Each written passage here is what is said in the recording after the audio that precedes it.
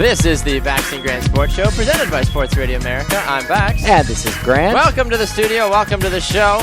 It is a Friday edition of the Bax and Grant Sports Show. Grant's a little fiery. I got fine. my coffee. And we are excited to go. We got a full show for you in store today. Lots of exciting things to get to. Kirsten Ayer will be on the show a little bit later on, and Sam Wallace will be also talking on the show. We're excited. A lot of exciting different things going on. I guess that's so excited because I keep saying exciting. Wow. Are you almost done? Yeah, I'm excited for the show. Let's get a move on then. All right, Lots of exciting different things going on today, as I keep continuing to say. And if you enjoy listening to our show, make sure to tell your friends and family about it. And we also want you to make sure that you are tuning in Monday through Friday right here on Spreaker.com from 7 to 8 a.m. Central. You can also listen to us on Sports Radio America from 11 to 1 p.m. Central on SportsRadioAmerica.com, Live 365, and tune in. You can get us on demand anytime you want on iTunes, iHeartRadio, and on Spreaker.com as well. You can find us on Facebook at the Bax and Grant Sports Show. You can also find us on Twitter at BG Sports Show and on Instagram at BG Sports Show. And you can find Baxter on Twitter at Baxter Colburn, and I am at Grant's Rant BGSS. Absolutely, and you can also watch us here on Periscope, so thank you to all of you that are watching us on Periscope. Good morning to all of you. We are excited for your continued love on Periscope, as we just got about 800 hearts all at once, so that was a little crazy. You missed it. See, there's a few more. Just a few more. They keep you bloop, bloop, bloop, bloop, bloop. Oh, thank you, hearts. All these hearts from people that are showing us love. So, okay. Wow, that's a lot of hearts. Well, thank you. You guys are just very nice. Hello to Scotty the bartender from Toronto. Thank you for tuning in to our broadcast. Real side note, Scotty, you mentioned that is there a trade? Was there something that happened with the Toronto Maple Leafs here? Grant, do you have any insight on this as you're trying to figure out what's going on? Yeah, the Maple Leafs acquired Michael Grabner from the New York Islanders, so that's just... I don't know anything about hockey, so is that relevant or is that exciting? No, yeah, that's rather relevant, but for me, Canadian teams are just always annoying. Canadian teams are annoying? Wow. They're like Canadian teams just don't even get me started with just the Canadiens and just Montreal Canadiens because saying Canadians is too mainstream. Yeah, yes, pretty much. Ain't nobody got time for that. I suppose. I think I love the name of the writer though, Pierre Lebrun. He just sounds like he should be in a French cafe having a baguette writing about the Toronto Maple Leafs. And then it's all the original six and all of this stuff, and it gets annoying. You're a St. Louis Blues fan though, so is that why it's annoying? Well, partially because then they think they're hotter than everything. But the most annoying team, like personally for me in the NHL, is the Toronto Maple Leafs because they're always in the media, literally always in the media for stupid crap. That's Scotty the bartender on Periscope is going to come down here and find you and beat you. Scotty, just ask any NHL fan if you want to ask the most annoying team in NHL media. It is the Toronto Maple Leafs. I'm curious to know what Scotty the bartender on Periscope is going to say about this. They're always a train wreck. My goodness. Well, Scotty, if you have those and the Oilers, they're annoying too. And he said everyone's got an opinion. Thank you for being respectful about it, Scotty. I should just change my rant to that. Maybe you should. I don't know. Well, we are going to be talking, though, about sports lies, Grant, here in the first segment. Bleacher Report, they continue to come out with fantastic list articles. And now they have come out with a 10 lies sports fans use to cope. Now, whether it's for the good, for the bad, it's usually for the bad. And these 10 on here are fantastic. Once again, Laura Depta doing just an amazing job, honestly, of how she writes these articles. We used what was the one that we did a few days ago? Now I'm spacing on the one we used a few days ago. Overused sports cliches. Yeah. Yes, that was a great one. This is going to be a fantastic, ridiculous catch. Yeah, all of that random stuff. We're going back, like Chris Berman said. All right, Grant. So What was my name? Grant. I said Grant. I said Grant. Grant. All right, Grant.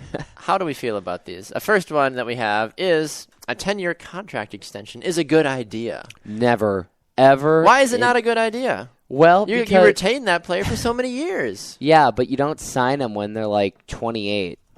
Like Alex Rodriguez? Yeah, that's just a real bad idea. Cano?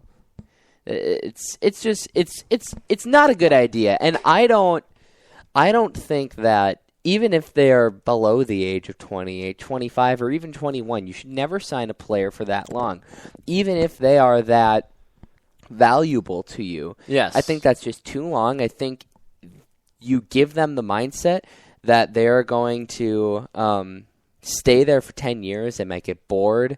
They might just, I'm going to be here for the next 10 years of my life. I don't want to do that. I just think that's a long time to commit to a sports team. Like, you hear 10 years, like, in commitment-wise for a job or for a relationship. Okay, sure, that's supposed to happen. But to play for a sports team for 10-plus years, that is very, very difficult to really get an idea of how long you actually want to be for them.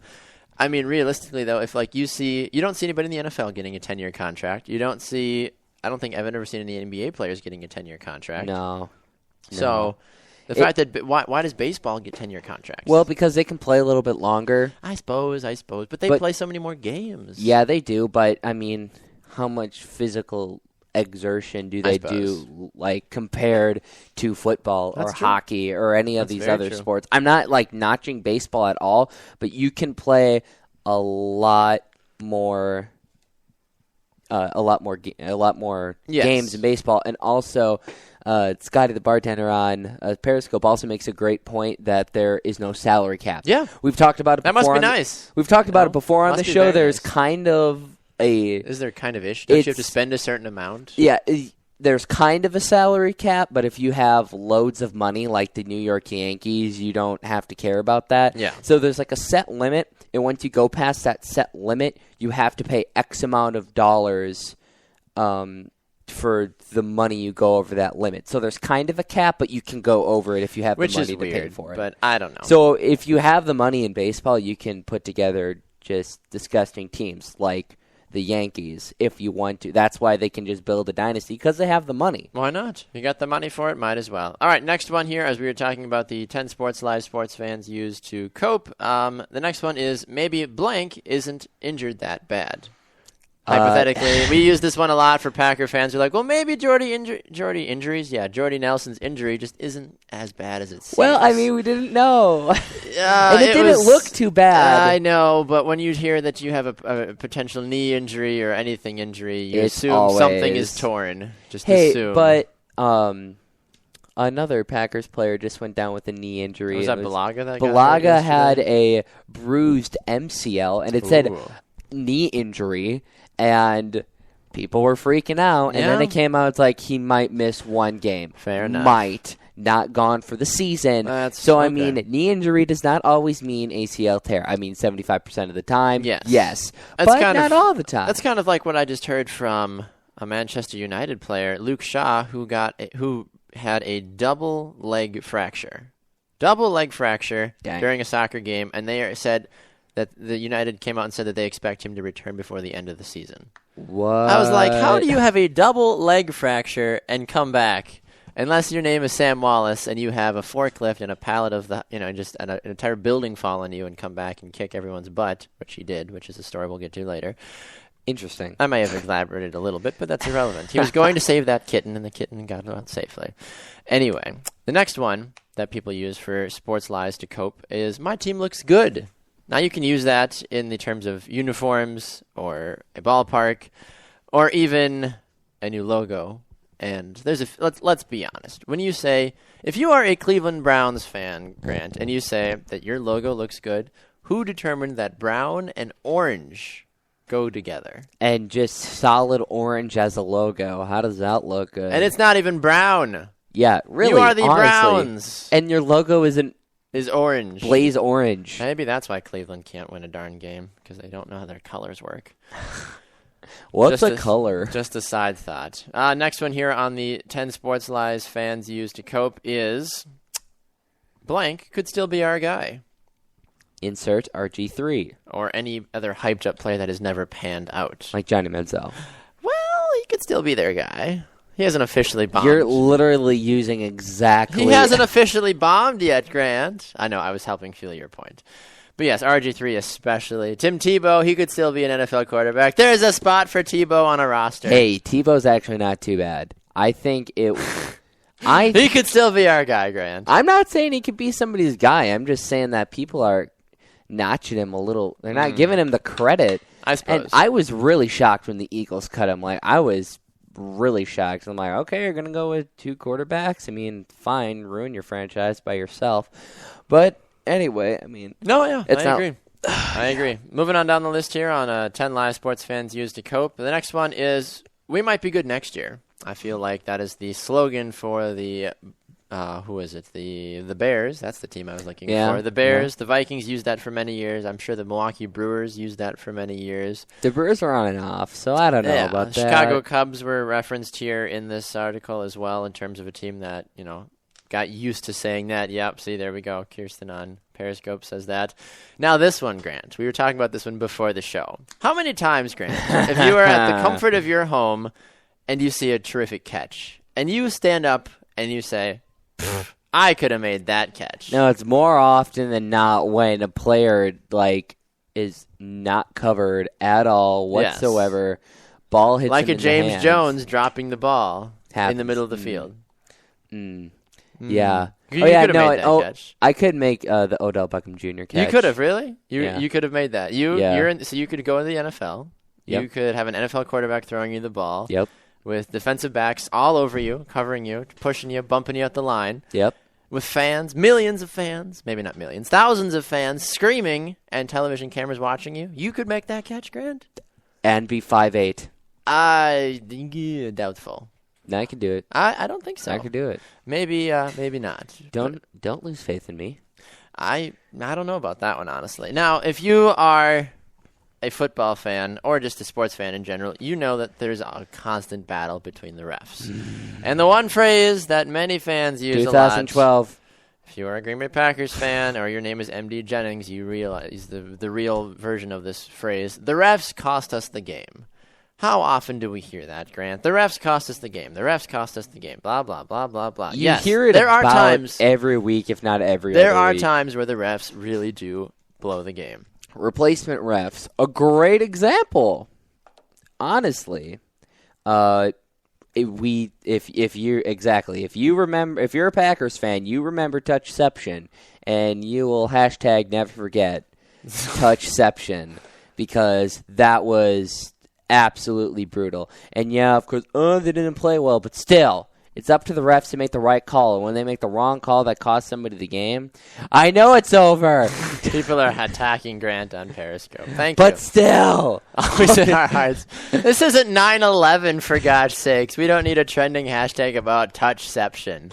Yeah, we do. It's not called like Touchgate or Seahawk Gate or something. Let's put a gate on it. They paid off the replacement refs. That's such bogus. Let's start it. Start the conspiracy.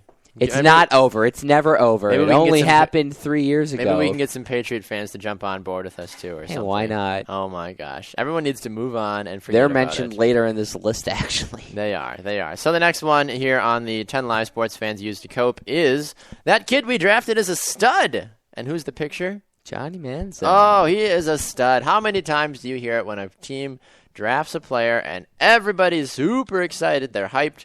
I'm sure the Tampa Bay Buccaneers, that's the name, because they don't even expect me to use their full name because they're that bad. I'm sure the Tampa Bay Buccaneers, though, were like, hey, Jameis Winston, he's a stud. We got him first. Yeah. And then the Tennessee Titans are like, LOL. Yeah. Mariota's like, thank you for saving me. Thanks, guys. I didn't want to go to Tampa Bay. Beautiful weather, but it rains every day. Not worth it. Go to Nashville. Go to Tennessee. That was the smart move on your part, Marcus. Well done. Well done, sir. Like you really had the choice? Yeah, absolutely. A few more here before we finish up this list. My team did nothing wrong. Okay, Grant. Okay. I see you, Tom Brady. I see you, Patriots. I see you, every gate ever associated with the Patriots. My team did nothing wrong. This is nothing against Sid Powell. I love the description. Yes. Sure, no one on your team ever commits penalties or fouls. No one on your baseball team experimented with performance-enhancing drugs in the 1990s. No one knows anything about the air pressure in your team's football. Not at all. Not at all. And this is nothing against Sid Powell, who is our New England Patriots guy. And he was our Deflategate guy for a while, too. But when you say that Sid was very adamant. He's like, the Patriots did nothing wrong. Like, he was hell-bent on saying that there was nothing wrong. That was actually, like, out of the whole Deflategate thing, the most annoying thing were the fans instead of, like, the whole thing. Just the most annoying thing were just the blatant I'm going to turn a deaf ear to this kind of thing. Exactly. Not like I'm hating on Patriots fans. No, it's not at all. It's just one of those things, I'm though, friends with like, Patriots come on, fans, guys. and I told them this. I'm like, oh my gosh, the Patriots fan base is so annoying with all this. Yep. And I think as we finish up here on this last one, with the 10 lies sports fans used to cope, courtesy of Bleacher Report. The last one on the list here, Grant, is a common phrase that I feel like Connor Christensen and the Minnesota Vikings used going into this season. My team is a contender this year. My team is a contender this year. Well, they looked good on paper. Like, to be fair. Games are not won on paper, Grant, as you know. It's unfortunate. There's plenty of time, though. Plenty of time. Yeah, 15 games. Let's go, Vikings. There's Let's plenty go. of time. Actually, not. So, it's just not. Yeah.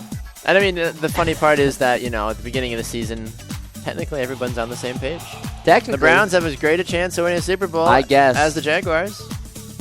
And then they just decided to play terrible. We're just not going to play today. No. You guys go win. Yeah. We don't want to win. We didn't get paid enough by the NFL to be good, so we're going to let you guys take the win this week. you take it. Absolutely. Well, once again, those are your 10 lies sports fans used to cope. Go to Bleacher Report, click on the lists tab, and check out the article. Thanks to Laura Depta for writing that wonderful, wonderful article. We look forward to featuring her content on the site, or on our from the site on our show again in the future. We will be right back. Kirsten Air will be with us when we come back. You're not going to want to miss it. This is the Bax and Grant Sports Show.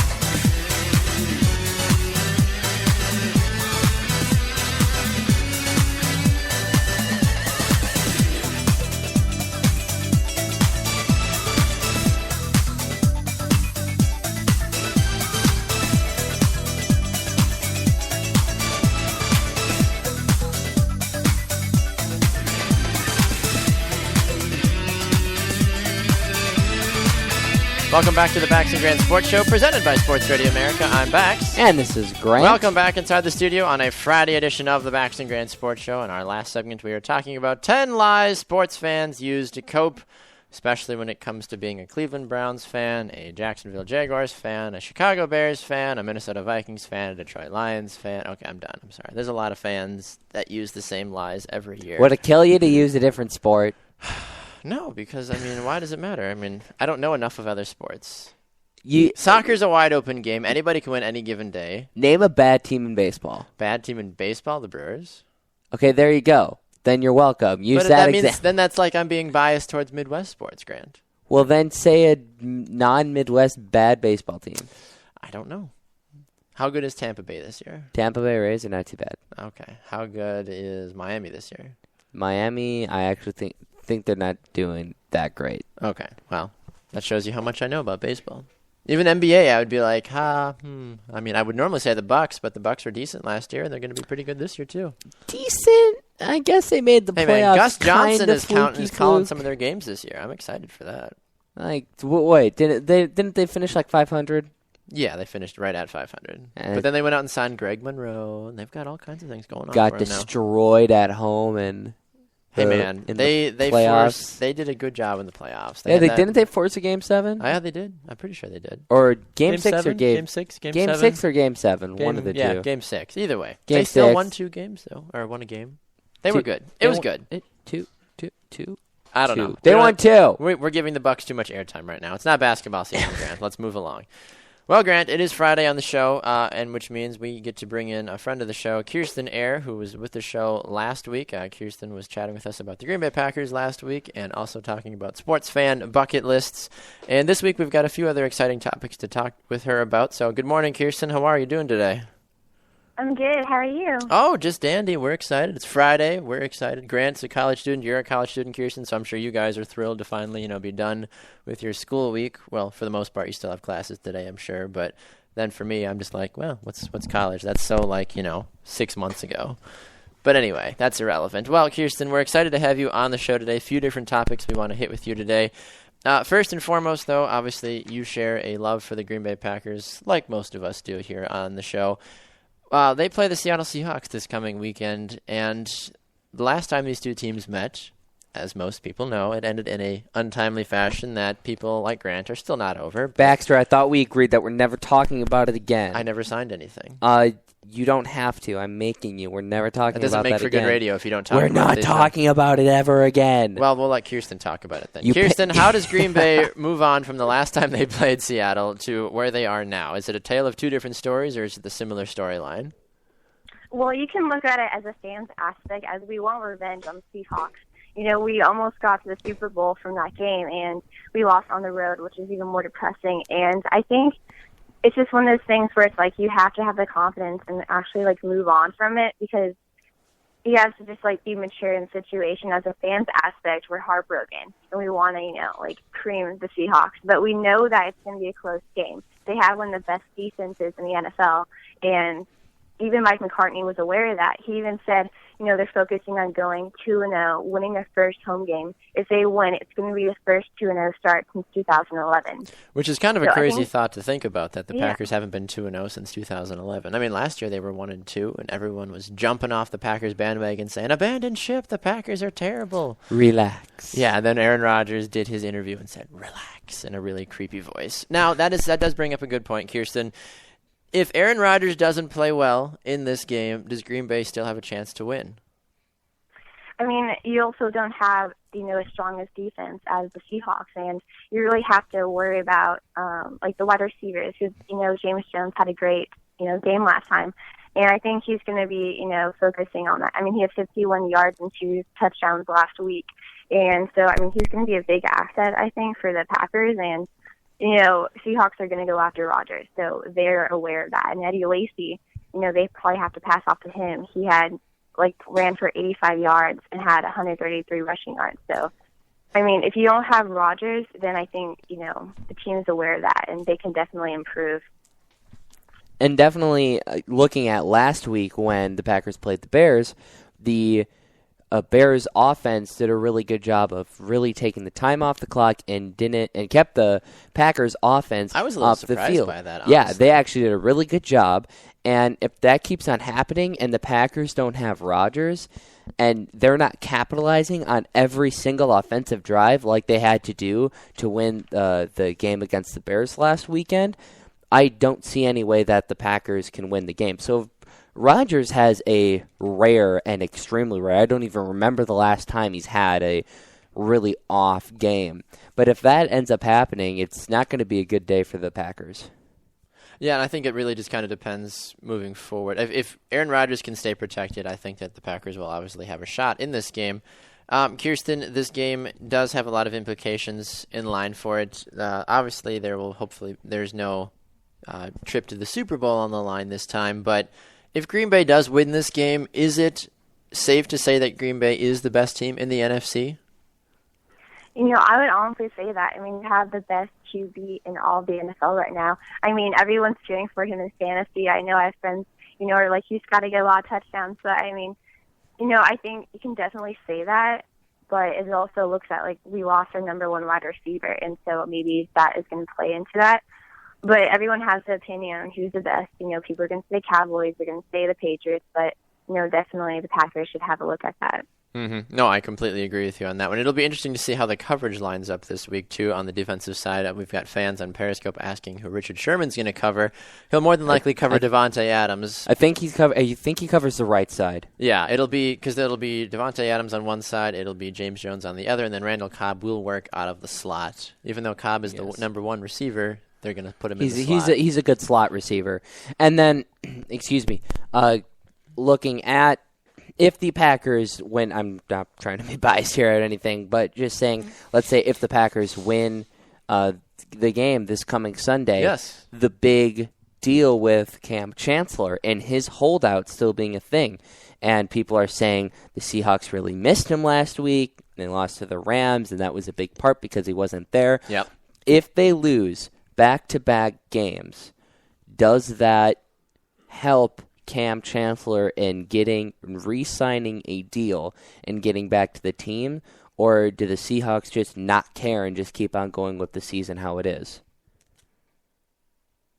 Well, I think, on looking at it from a few different angles, Cam Chancellor is a guy that is a huge component for Seattle. There's no lying about it. He's part of the Legion of Boom for a reason, although the Legion has been severely depleted over the last few years. They lost some of their better players to different teams.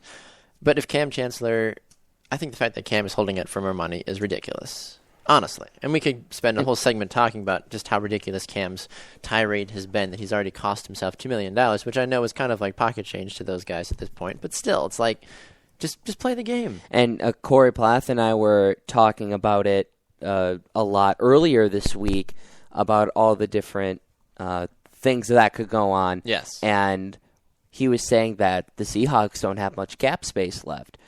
You just think about all the players, Leave all it the to big Corey players. to run the numbers on right? that one. They have some pretty big players on their team, and just think they just signed Russell Wilson to a huge contract this past offseason. That was a mistake. So just how much money they just spent on him now, and then he wants. And now Cam Chancellor wants more money, even though he still has 3 years left on his new contract. So there's just a lot of factors going into this. But I do think that if the Packers beat them, and what I was saying earlier this week when talking to Corey, that because the Seahawks play the Packers, obviously next, and the Bears and the Vikings, or the Lions. I can't remember which one it is now. It's one of the other NFC North teams. It's Lions-Vikings this weekend. And the Seahawks then play the... Oh, I'm sorry. They play the Bears next. Yeah, they play the Bears, and then they play one other. It's either the Lions or the Vikings. I don't remember. But my point is, if they lose, I think 2 out of those 3 games... Yes. I would not be surprised to see the Seahawks cave and sign him. Well, I would assume so. They're going to have to find the money from somewhere. Now, Kirsten, transitioning gears here a little bit before we move on to the next part we want to talk with you about. Do you have a scoreline projection for the Packers-Seahawks game on Sunday night? I have Packers winning 20-17 over Seahawks. Ooh, close game. Only a 3-point victory. Yeah. I picked Green Bay to win this game as well. I don't know, Grant, what is your prediction on that game? Oh, do you even have to ask me that question? Well, some days I'd like to think you'd take your biased hat off. And No. No? No. Green Bay's going 16-0? And even if 19-0? They could go 19-0. 19-0. We've got a 24-21 prediction on Periscope. They're not going to go 19-0 as much as I'd like them to do that. If the Packers are going to win, it's going to be an extremely close game. I don't think they're going to blow the Seahawks out at all. But they are in Lambeau Field. It is opening night. Like we were saying, Seahawks have missed Cam Chancellor, and I'm just really excited about the offense. And I don't think that the Seahawks offense is going to be able to play like the Bears offense did. No. We'll see. They easily could. Poor the Packers defense needs to be. How poor the Packers defense played last week. Mm-hmm. The key, I think, is going to be that Packers defense, and if they can control the game. It all depends on the injuries that have now been sustained, how well Morgan Burnett plays, blah, blah, blah. So anyway... So we appreciate your insight on that, Kirsten. Moving forward, though, with a few other things we wanted to hit with you. You had mentioned to me when we were talking about planning for your segment here today about wanting to go back and talk about a few different memorable moments that have happened in sports. And you were asking my opinion about different things that I've had encountered to me during the sports time, whether it's been playing or watching. You mentioned that you have played softball for many years and you've had memorable moments. I'm curious to know about some of the memorable playing moments or just sports moments that you've encountered over your sports career. Well, I've been playing softball for my whole life since I was playing t-ball with the boys, third grade. And I went to play softball for my high school, and they told me I was the slowest on the team, and I wasn't as conditioned or in shape as the rest of the girls. And so I was determined to, prove everybody wrong, the coaches, the players. The girls would even bully me to the point where I was in tears that I wasn't good enough. And, I spent that extra, minute running extra longer and making my times for the miles. And, I eventually, made a team. And so that was kind of my breaking moment. I'm like, you can honestly do anything you put your mind to. And the slogan our coach would always say is mind over matter. And honestly, like, mind over matter can go into anything in life. It can be like sports. It can be your job. It can be what you're dealing through life. So, that was a really big, moment for me. And so I think that's what I most take from, playing softball. Mm-hmm. No, I would have to agree with you on that one. And for me, just memorable moments over my years, I've played soccer and football. I think one of the more interesting ones for me was in high school when I was the backup kicker. Yes, my high school had two kickers. And for second day of practice my junior year, I find out that the stud kicker that we had already accepted a Division I scholarship to go play because he was amazing. He strained a muscle in his back, and he couldn't play for the first game of the season, and I was terrified. Absolutely terrified. I was like, what? What do you mean? I have to actually go play in a real game? They're like, yep, you're starting. Went in. Pretty sure I converted all my field goals, all my punts, all my everything, but I was absolutely terrified. That's as a 16-year-old high school boy to find out that you didn't expect to be playing in a game all season long, and then all of a sudden, hey, guess what? You're the starter. It was terrifying, but like you said, Kirsten, I was like, I put my mind into it, and I was like, you know what? I can do this. I can kick a ball through goalposts, and I can punt a ball, and etc. And it was terrifying, but I was able to do it, and with relatively good success. Grant, do you have any stories of that nature? I have memorable stories, not emotional. I got trucked as a catcher in Little League Baseball. Ooh. Yeah. Guarding the home plate? Were they stealing home plate? Well, okay. No, here's the thing. A ball got hit out into right field, and took my mask off, walked to where the dirt meets the grass in front of home plate. Yes. Kid thought he was cool in the majors, went out of his way to just blow me over. just to absolutely destroy me. I wasn't in the base path at all. I was about 7 feet in front of home plate. Okay. And he just ran up, pushed me over, tackled me, and then stepped on home plate and went out to the dugout like nothing happened.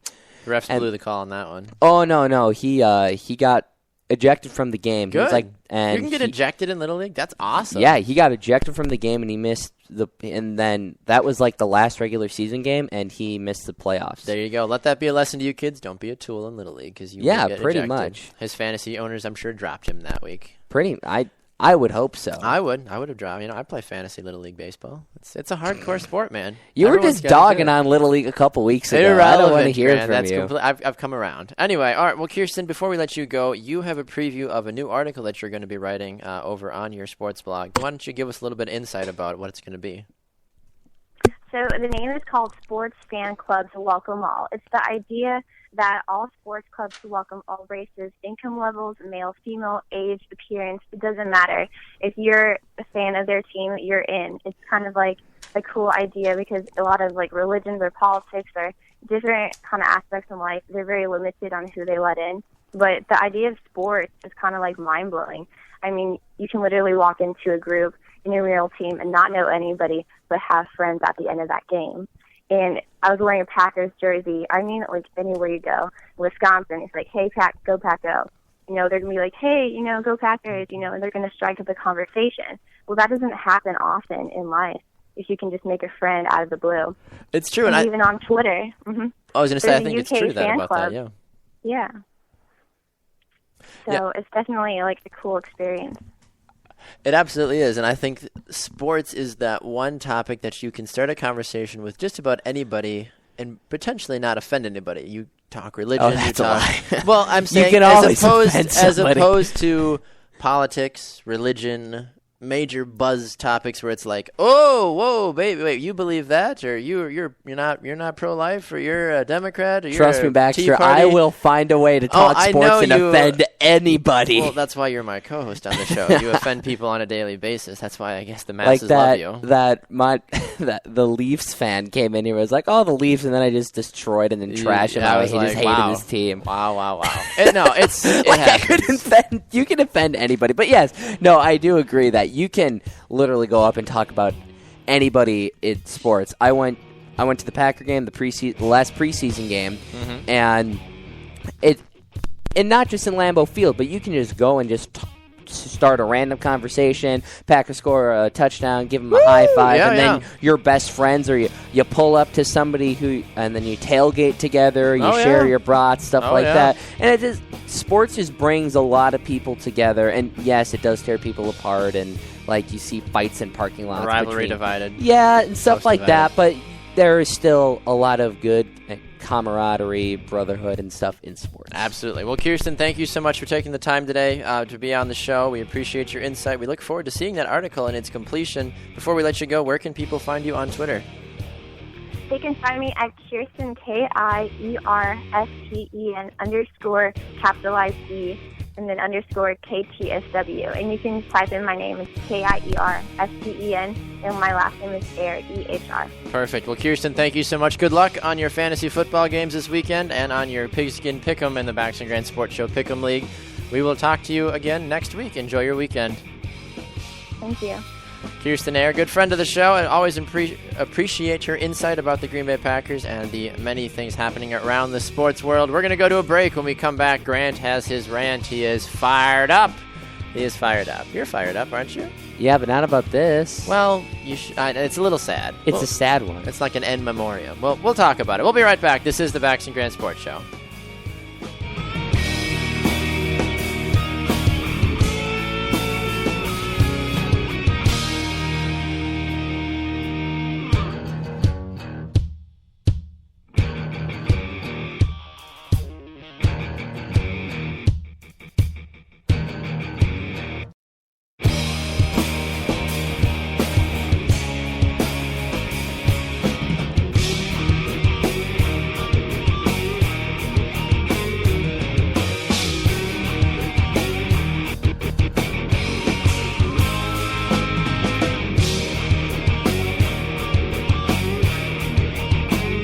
Welcome back to the Baxter Grand Sports Show, presented by Sports Radio America. I'm back. And this is Grant. Okay, Grant. Okay. How we doing? Okay. Doing good? All right. Okay. Let's Anyway. go. All right, we're back. This is the Baxter Grand Sports And Show. we're back. It is an interesting time here on the Baxter Grand Sports Show. So as many it always sports is. going on. So many sports, so many exciting things. Football, love it. college football, basketball.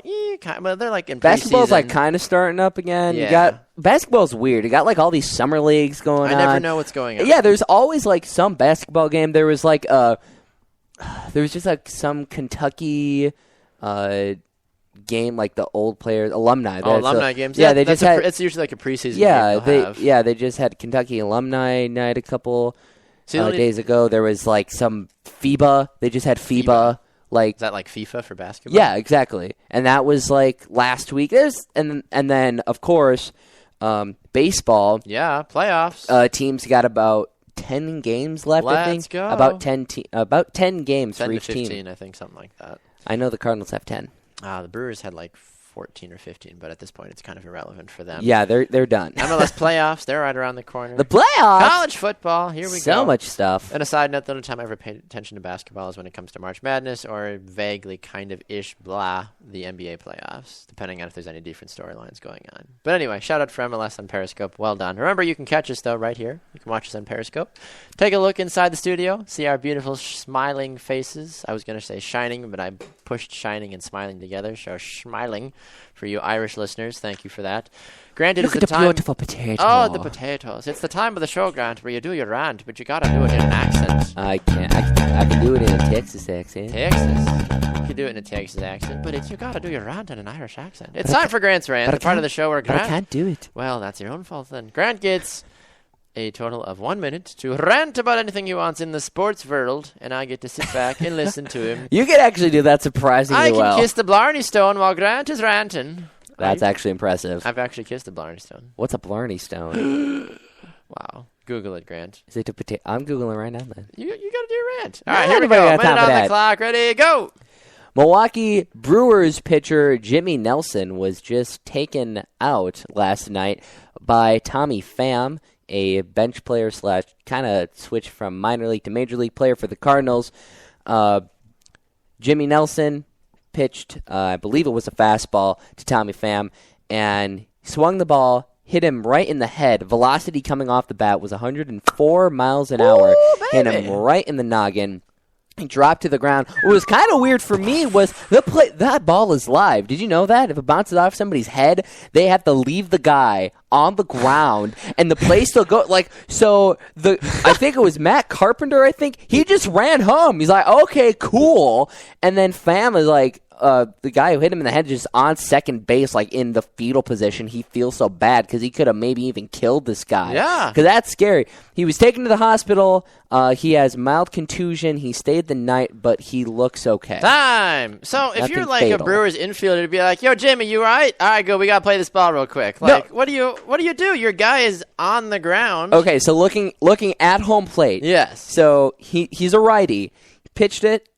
And then his body the momentum carried him over to the left, Sure. and that's where the ball went. Of course. And then it ricocheted off his head the other way. It went towards the third base line. Oh, It was jeez. just sitting in front of the bullpen over there. And while the play is still going, and everybody's like, are you okay? We still have to go take care of this. But are you okay? Because, the runners on the base are, looking back, looking where the ball is, and then kind of running.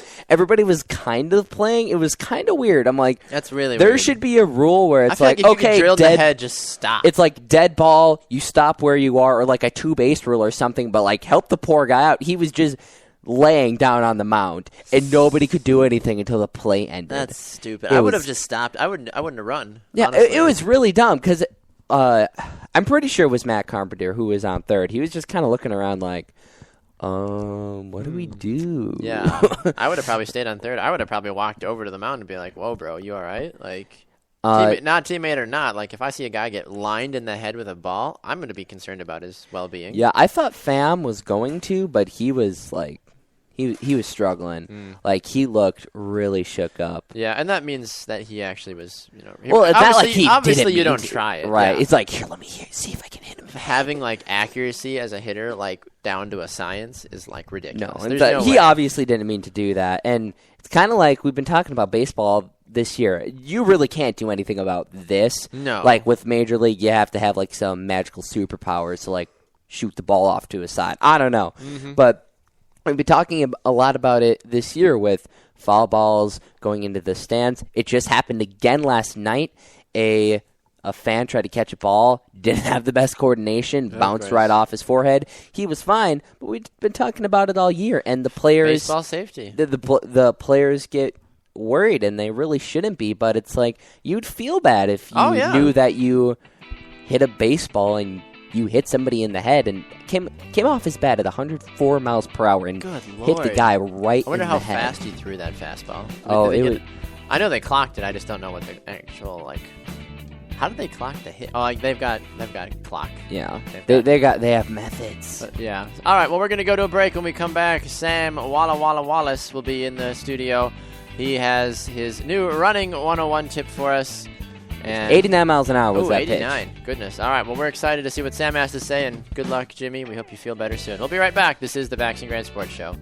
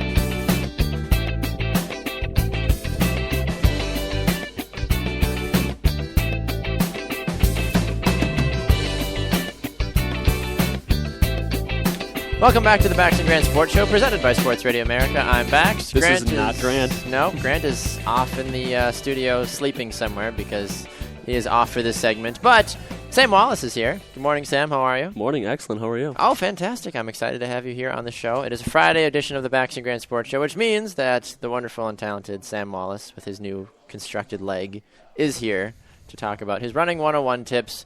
Now, I briefly hinted at it, Sam. Can you give us the 5-second story of what happened? Oh, geez, 5-second version. Summer of 2011, working in a warehouse, had 600 pounds of steel fall on my leg, fold it in half. Long story short, I don't really have a shin bone anymore. It's 19 inches of titanium. Oh, wow. Isn't that... But if anybody, I guess, wants the full story sometime, they can let me know. Okay. But thankfully, I'm able to run yet. So. Thankfully, yeah. As I say, you've been running ever since. Yeah. So that's literally what Kirsten Ayer was saying before, mind over matter, when it comes to that. Yeah. Wow. Yeah. Do you have problems at airport security? No, it's not magnetic. Oh. But I just still can't get an MRI or my life might end. We might have to do an MRI. Well, you might as well just... I'm going to die. Yep. I'm fine. Totally fine. It's the way to go. Exactly. All right, Sam. Well, what do you have for us this week for your running 101 tips? This week I'm going to focus a little bit on some stretching and warming up. Okay. Very important. Routines. Again, for people that are seasoned runners and seasoned vets in this sort of thing, it's pretty old hat. But again, for people that are new, a lot of times they think, all right, I'm just going to hop out of bed, go for a run, it'll be fine. Or that's one way to look at it, but sometimes what other people... Or there's a smart way to do it. Well, yeah, yes and no. What some people do is they get out of bed and they're like, all right, I'm going to stretch for 20 minutes before I've done anything, and I'm going to be all loosened up, and then I'm going to go run. And that's not great either. Actually, there's a little bit of both. One thing I'm sure, Connor Christensen probably touches on it more in his health tips and things like that. He would know more about it than I would from a physiological standpoint, but should never, ever stretch cold muscles, ever. So, you get out of bed in the morning, you want to go for a run, you've been at work all day, you're like, yeah, I want to go for a run after work, whatever works. Don't just hit the trails and start running. But then again, you should never also just take time to stretch your cold muscles. You should always do either some walking, some real light jogging. Even if you're sore, even if you're tight, it's better to do a little bit of movement, get the blood pumping, loosen the body up a little bit, and then settle down and do a good stretch, things like that. Okay. Is it like something like a dynamic stretch? Would that Yep. be is that more recommended than just a straight up? Oh, I'm going to stretch my calves. Yep, I'm gonna absolutely. Stretch my Dynamic thighs. stuff is always a lot better. I mean, because you should be stretching a lot of the muscles in the joints that you're going to be using: Yes. hips, knees, quads, calves, things like that. Okay, interesting. Things Good. like that. And then one thing I was going to touch on too, along with that, is especially for new runners, is learning to differentiate between like soreness and then actual pain. Oh, that's something that I struggle with. So I'm curious. Okay. Yeah, that's again, I've been running for most of my life here, and it's still something I struggle with sometimes. Is I wake up in the morning, it's like, all right, am I just sore, or is there something actually wrong? Is my body trying to tell me something? Yeah. And sometimes people are like, well, just man up, you're fine, keep running through the pain, and that's true to a point. You just have to have that good mental focus and toughness to realize, I'm okay. I got to, just shut my mind off for a second, just run. Yes. This is going to be okay. It's not something that's going to hurt me in the long term, but you also got to pay attention when your body's going, hey, something's wrong. And so it's just being able to trust yourself and trust your body. And, the more time you work with your body, it really becomes like a second part of you where you communicate with it. It sends you messages. It sends you, hey, this hurts. Take care of me. I mean, so you take care of it, and it'll take care of you. So How long do you go with a quote-unquote sore muscle before you get it looked at? I mean, I know it's different. I know there's a science behind it, and I know Connor would be the man to ask. But from a runner standpoint, if I went for a run on Monday and Tuesday, and then on the following Monday, my left calf is still in a lot of pain, should I go get it looked at, or should I? I mean, I would give it, say, probably a week. I mean, for me, I'm running 6-7 days a week. If I have a little bit of soreness on Monday or Tuesday, and then coming in the next Monday or Tuesday, something's still not right, then I'll probably get it checked out. But again, that's for me. I know my body. Obviously, you would know yours. You would know what you can handle if you have previous injuries. I guess for me, from a personal standpoint, like my hamstrings are always something that I constantly battle with all the time. Ooh. I'm very inflexible from that perspective. I really can't, bend down, touch my toes at all. Did your surgery affect that? I don't know. I've really not really been that flexible. I mean, I go to get like a sports physical every few years, and they're like, all right, bend down and touch the ground. I'm like, I can touch my knees. Does that count? Wow, you are like that. Yeah, that's like, wow. It's not great. So that's Holy something cow. even that I struggle with sometimes. But just keeping on it and doing some preventative maintenance exercises and making sure your body's properly warmed up before you do physical activity. Interesting. Okay. Well, any other thoughts on No, your running? All right. that was Well, it. as we do with you on Fridays, Sam, we talk about your running 101 tips, so thank you for that. But we also like to flip over to the world of fantasy football, something that is very near and dear to your heart. Absolutely. Now, one thing I want to ask you about right away before we get to your lineup and your team this coming week. Yeah. Do you have any desire at all to play daily fantasy or weekly fantasy sports? Daily, no. Weekly, potentially.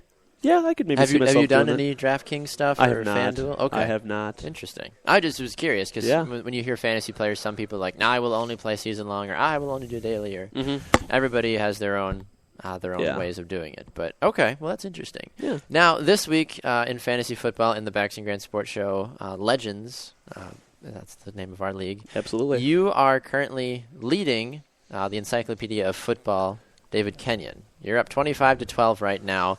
Talk me through your lineup this week and what you're expecting out of some of your guys. I'm thankfully trying to put last week behind me. It was the worst fantasy outing I have ever put forth Oh, no? in all of my years of fantasy. How many points did you get I put last up a week? whopping 39 points. Sam, In my come on. I know. None of my guys showed up except for Jamal. But that's all right. Jeez. Traditionally a slow starter on the Cuban Raft Rider, so I'm not too terribly worried about Once it. they get going, though. The raft takes a while to get up to speed. It's all right, but once they get moving, once the shoreline's in sight, Exactly. we cruise. But this week I've it's all right. Me too. People on Periscope are saying Yeah. that's the worst they've ever seen. Yeah, 39 points is not great. Wow. Wouldn't recommend it. But again, almost well over on my way to that point after last night. Had Jamal Charles and Demaryius Thomas last night. Solid.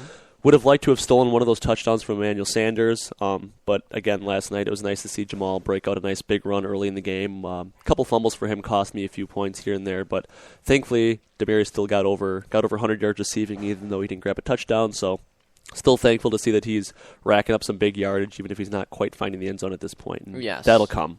Now, I noticed something interesting about your roster, Sam. Oh no, You have Jameis Winston on your team. I do have Jameis Winston on my What team. is your motivation for having said crab-legger on your team? Legger? Let's see. I think it was round 15 or 16, and our You draft actually was, drafted him? Oh yeah, absolutely. Really? Yeah, How did I did. miss this? Because everyone had pretty much left after like the 13th round. What? How did I miss that Winston got drafted? Yeah, I know. I don't know why either. It's all right, guys on Periscope. But Oh, my goodness. Is he going to start it all for you this year? dark horse. He's a dark horse. Dark horse. You've got Eli Manning as your starter. I don't know why you would ever, even in that bye week. They don't have the same bye week, I don't think. No, that's true. Cutler is probably a better choice than Winston. But Oh, you know goodness. what? Cutler plays for the Bears, so that is something that you can never take away from him. I suppose. Well, Sam, as we look forward to your 25 to 12 point difference over David Kenyon right now, you are projected 92 total points in this game. David Kenyon projected 83. A lot can change. A lot can change. That's why they play the game. Let's see here. So your starting lineup you have left to play is Eli Manning, Lamar Miller, Andre Johnson, Greg Olson, Danny Woodhead, the Patriots defense, and Adam Vinatieri as well. Interesting matchups. Patriots defense going up against Buffalo this week. That'll be a fun matchup to watch. Lamar Miller with the Dolphins going against Jacksonville's defense. That should be favorable for you. Big yardage there. Traditionally, I would say Eli Manning against Atlanta would be a surefire bunch of points, but we saw what Atlanta did last week to Sam Bradford and the Eagles. Yeah. I'm a little concerned for you. It on is. that I mean, one. we'll see. I mean, it was a little discouraging that Eli Manning couldn't find the end zone. Actually, neither of the Manning brothers could find the end zone last week, which is a big hit for a lot of fantasy the owners. second time in I think the history that they've been in the league at the same time. Yeah, which is mind blowing. it's just, law of numbers. They're going to get their numbers when they come. They might not always come in the first week. So last week was a huge week for defenses and tight ends. So I think tight ends scored 22 touchdowns last week, which is the most ever since, I don't know, the joining of the league. The inception of time. Yeah. One other question for you, Sam, before we let you go. How far into your season do you go when you are having limited success? Do you press the reset button on your season and just start dropping players, taking chances off waivers, making trades? Just For fantasy? For fantasy. I usually don't. Just start pulling the plug on my team. I mean, stick it out? there's a reason I drafted them, and I tend to, make a few waivers here and there, things like that. But at the end of the day, I mean, I drafted these guys for a reason, and I'm just going to trust them in the long run. So Fair enough. Well, it's a good coach. That's why the Cuban Raft Riders have done so well the last 2 years. traditionally, we'll see. We'll see. We'll see how the Raft Riders do this season. Well, Sam, good luck to you this weekend against David Kenyon. He's shifty. Got to is. keep an eye out for him. Late But, season surge, I'm calling it out of Kenny. Well, I mean, look at this guys. You got Tom Brady, Phillip Rivers, Le'Veon Bell, Des Bryant, Aaron Foster. He's got a deep bench, but we'll see if he ends up starting any of them once they're all Exactly. back from injury. So we're going to a break. When we come back, it's time for a little bit of a sports game. We'll be right back. This is the Bax and Grant Sports Show.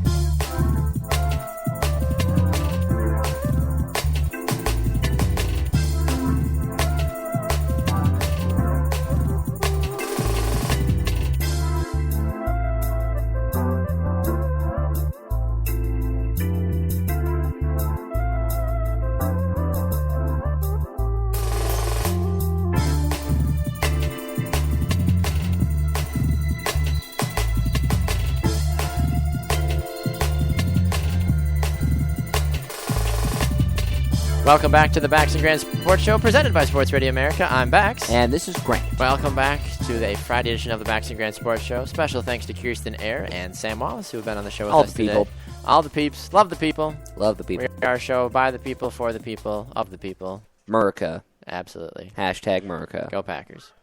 All right, Grant, it's Friday. Hashtag Cowboys, not America's team. Exactly. Hashtag Go Packers. Hashtag Get Loud Lambo, which is a stupid campaign, personally. But we're not going to talk about it right Get now. Loud Lambo? That's the What? slogan this year. Yeah, I know. What's your problem with that? Come on. Lambeau Field. Get Loud Lambo. Get historic Lambo? Why does Get it gotta curly be- Lambo? Maybe. That sounds better. Like, what, you would have people walking around with giant wigs Get on. Favre, Lambo. I don't know. Got Favre. Got Favre. You could do that instead of Get Loud, Lambo. But you probably have to, like, pay a lot of money to... But, like, you hear the ad campaigns, like, they got the announcers Got always Favre. like, Get Loud, Lambo. It's like, all right. Yeah, and then people go nuts, and then the Packers have a pick six because it got in the heads of the quarterback.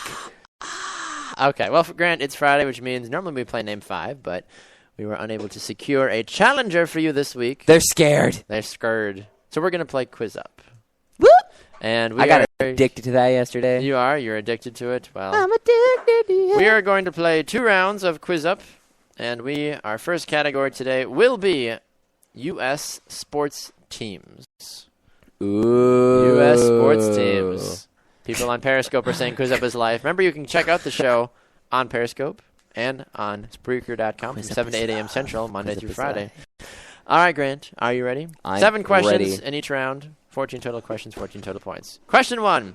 What city is the home to the Texans in the NFL? Tennessee, Buffalo, The Pittsburgh, Houston Texans. Correct. Next question. The 1932 Olympic Games were located in which city? Amsterdam, Antwerp, Los Angeles, or Berlin? 3 seconds. Antwerp. Incorrect. Los Angeles. I was going to go with that, too. 32 games. All right, next question. Which NFC North logo is this? That would be the Packers. That's not even fair. It's just a big old Packers logo. Oh, my goodness. Question 4. The Diamondbacks are an MLB team located in which state? Colorado, Georgia, Ohio, Arizona. Arizona. Correct. 3 points for Grant thus far. Looking good. Few questions to go here. All right. Which baseball team is located in Boston? That is correct. Well done. See, with these, some of these are relatively given. 4 points. Yeah, these are real easy. Round 6. Where is the NHL team with the Capitals located? Washington. Correct. 5 points for Grant. 1 more point, and he will have 6 out of 7. Let's see. Last question. Here we go, Grant. Which Central Eastern Conference team is located in Indiana? Correct. Grant.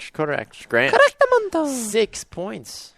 Get on my level. Well done. All right. Those are actually fairly easy questions. Those were very easy questions. Not going to lie. All right, Baxter, your turn. Grant got 6 points in the first round. You will have to step up. I need 6 Are to you tie. ready? Here we go. Ready to go? I'm ready. All right. Ask away. So, Question we're waiting. 1. Question 1. There we go. Wells Fargo Center is home to which NHL team? The Washington Capitals, the Philadelphia Flyers, the Detroit Red Wings, or the Carolina Panthers? Let's go with the Red Wings. I'm pretty sure you're wrong. Oh, you're wrong. No, the Flyers. Like, how was I supposed to know? Oh, that was great. The Lakers and the Clippers play basketball in which city? That would be Los Angeles. Correct. Whoop, whoop. Got 1 point. 5 All more to right. go. Question Coming back. number 3. Within the NHL, where's the home location of the Panthers? Ooh. You should know this Florida. one. There you go. Correct. Thank you. I was like, Baxter, you should know this Oh, yeah. one. We've talked about him before. Absolutely. Where is the NHL team, the Blue Jackets, located? Buffalo, Columbus, New Jersey, or Carolina? Columbus. All these NHL questions Let's for go. you. I You're pay nailing attention. them. I pay attention. Do you? Get on my level. Minute Maid Park is the home of which MLB team? That would be the Twins. That is incorrect. It is the Houston Astros. Dang it. Couldn't remember. That's okay. Target, by the way. Which city is the that's right. location of the MLB team known as the Reds? Cincinnati. Yes. Target Field That's is right. for the Twins. That's right. I knew that. I promise. Because they were in Minnesota. The Jets are in the NFL. Are an NFL team based in which city? New York. New York. All right. Well, I got 5 points in round 2 or round 1. Grant got 6. Oh yeah. Not bad at all, Grant. Get jealous. Would you like to do general sports? Would you like to go to the NFL? Let's do general sports. General Let's mix sports. it up. I feel like I need to salute general sports. Grant holds a 6-5 lead as we are in our Friday Quiz Up challenge. All right, here we go. I'm focused. I'm ready to go. Here we go. I'm ready to beat you up. Last round. Grant has a 1-point lead. Here we go, Grant. Question 1 for you. Wayne Gretzky is a former champion of which sport? Baseball. That's incorrect. No, hockey. Well I done. clicked the right one on the You app. did. That's hockey. Hockey. World champion sprinter Usain Bolt hails from which Caribbean nation? Jamaica, Cuba, Trinidad, the Bahamas. Jamaica, Bahamas. It's in Jamaica. Yes. Well done, sir. Question 3. Cricket is Samoa's national sport, but it's actually a Polynesian version of which international popular sport? Soccer, basketball, cricket, baseball. Incorrect. It's cricket. Never go for the opposite. Oh, well, answer. it's a cricket. Okay, it kind of sounded like I should The know that. Louisville Lip was the nickname of which boxing legend? Farrell Whitaker, Ray Robinson, Muhammad Ali, James Smith. I'm just going to go with Muhammad Ali. Wow. Woo! What a good, that was a great Get on my guess. level. Great guess. Round 5. Sometimes called the world's fastest sport, what game is off limits to left-handers? Polo, jiali, lacrosse, ice hockey. This is interesting. Off limits to the left hand. Lacrosse. And that is incorrect. It was What? jiali. I don't even know what I've that never heard of is. it. Which country was banned from competition in the Sports Olympics in 92? Yugoslavia, Russia, USA, Ireland. Yugoslavia. That is correct. Well done. I actually thought it was Russia, so I would have gotten that one wrong. Final question for you, Grant. How many rings are there on the Olympic flag? 4, 5, 6, 7. 5, 6, 7, 8. Ba-da-ba-ba-da-ba. Whoosh. Grant getting 5 points, 11 total. I only have 5. I need 6 to tie. You only are allowed 7 to win. You need to get a perfect score for that W. No. This is not good. All right. Here we go. Question 1. Here we go. This is general. Final round. General sports. Friday General edition, Bax and sports. Grant. Here we Round go. 1. Grant leads 11-6. Brothers Caleb and Colton Moore did a backflip at X Games 15. What was odd about it? They were on a surfboard. They were on a powerboat. They were on snowmobile. They were on a skateboard. Snowmobile. Oh, wait. That is correct. Let's go. Wow. I was like, oh, rip. Let's go. What does the word karate mean in English? Open hand, quick movement, kick hard, hit your enemy. Oh, boy. 2 seconds. Quick movement. Ooh. Incorrect. I believe it's open hand. Yes, Oh. open hand is the correct Bummer. answer. Bummer. Need to get all these right to stay in the game. What figure skater, the most decorated in U.S. history, was named for a Beatles hit? Emily Hughes, Tara Lipinski, Michelle Kwan, or Katrina Witt? Tara Lipinski. Oh, Michelle Kwan. I was should've going to gone- say, why did you should've go bet- with Michelle Kwan? I didn't know if it was that obvious. Who is not an accomplished Oh, fencer? come on. Arnold Schwarzenegger, Gene Wilder, Antonia Banderas, Elijah Wood. Let's go with Arnold. That is correct. Good Lord. Oh, you just got the weird ones. Gotta hit the Kwan today. Which team won back-to-back Super Bowls in 1993, 1994? That would be the 49ers. That is incorrect. The Cowboys. I want to call the refs. The refs have made some bad calls today, Grant. It cost us the game. Which sport would you be watching if you were at a Chicago Bulls game? Basketball. There you go. This is all for pride now. It's all for pride. All for pride. That's what I'm used to when I play these games. Last question. So bad. Prior to Andy Murray in 2013, who was the last British man to win the Wimbledon singles title? Fred Perry, Bunny Austin, Andrew Castle, Tim Henman. I like Fred Perry's name.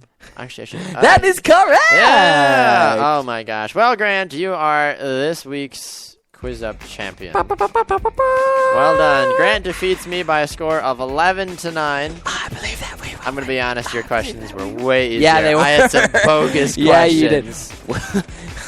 Who is not an accomplished fencer? I was like, come on. Figure Really? skating. Know it. Figure skating. No. Figure Figure skating. skating. Figure What is that? skating. If you take the square root of pi and then divide it by 2. Oh my gosh.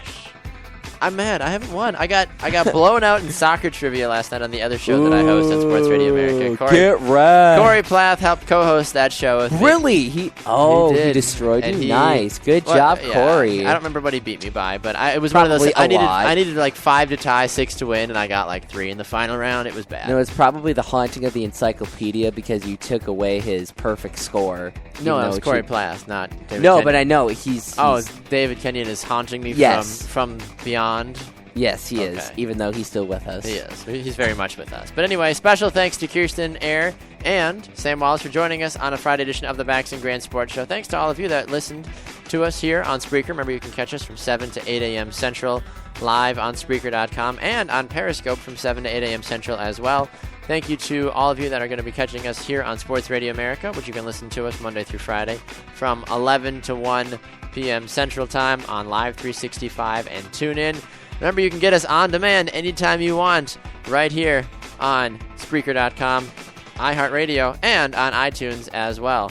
Grant, where are we at on Facebook and all those other places? Interrupting me? I just wanted to ask you. Where are we at, I can Grant? fend for myself. Okay, fend for yourself. You can find us on Facebook at the Baxter Grant Sports Show. You can find us on Twitter and Instagram at BG Sports Show. Baxter is on Twitter at Baxter Colburn, and I am at Grant's Rant BGSS. And remember, you can drop us an email anytime you want at bgsportshow@gmail.com. Thank you for all the love on Periscope, all the hearts. Grazie. Thank you so much. We appreciate all of you.